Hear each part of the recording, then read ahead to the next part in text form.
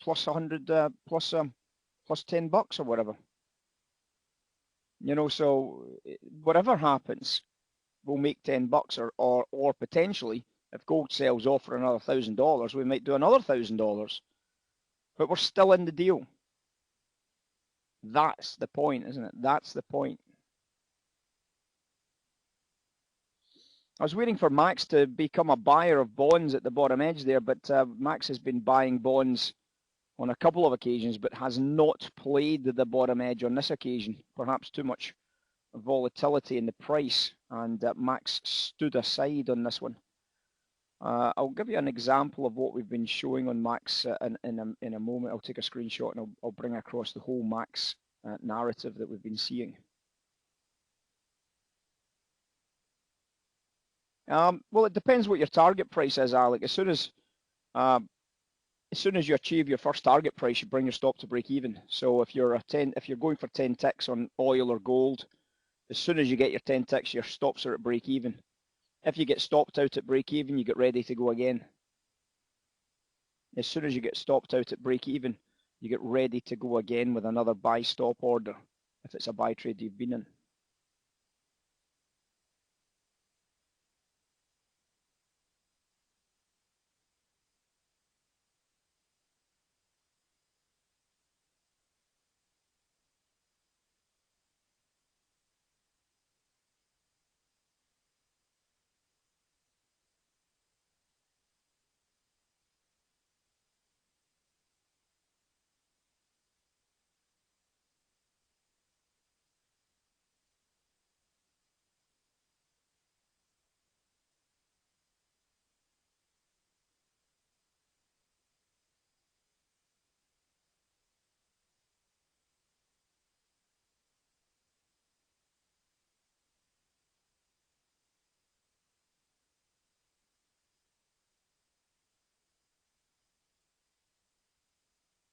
This is the bond trades we've had. The green dash at the bottom is Max.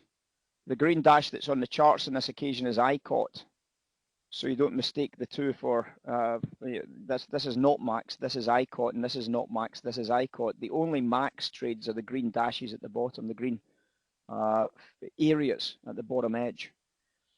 And when you look at the way Max deals, it was very interesting that Max decided not to deal on this phase here, and the price sank clean through that area without anything. Now, I was a little bit surprised we never got a buy trade in here because it looks quite good.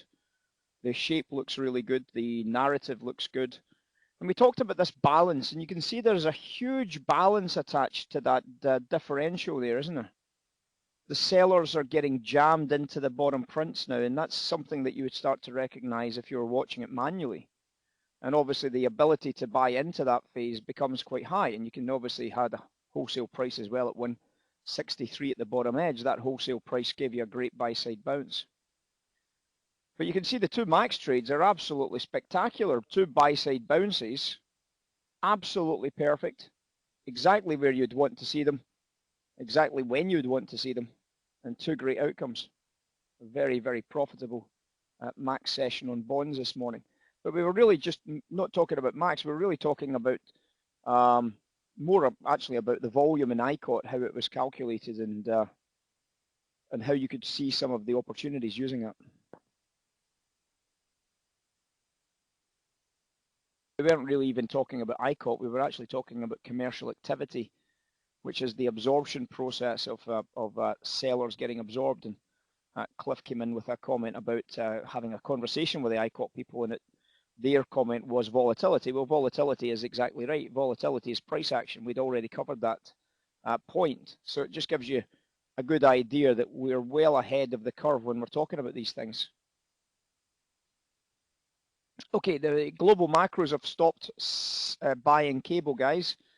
So on the basis that the global macros have stopped buying cable, I will be interested in selling on the uptick again into the high prints. I am back on offer watch. Back on offer watch on cable, guys.